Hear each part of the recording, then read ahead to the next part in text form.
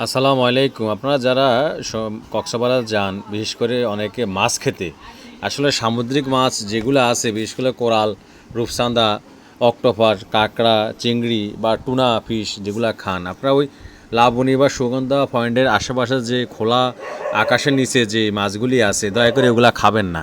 আসলে এগুলা আর যদিও খান তাহলে কি করবেন, কিনার পরে আপনারা যখন একটা রূপচাঁদা ফ্রাই করতে দিবেন, চিংড়ি ফ্রাই করতে দিবেন, কেনার পরে আপনারা সাথে সাথে যাবেন, যাওয়ার পরে যেখান থেকে এরা এগুলা কাটাকাটি করে দই যেখানে ফ্রাই করে সব জায়গায় থাকবে, না হলে কি হয়, এরা তাজা মাছটা বিক্রি করে, ওদের ওখানে কিছু পচা মাছ আছে, ওই পচা মাছগুলো ফ্রাই করে দেয়।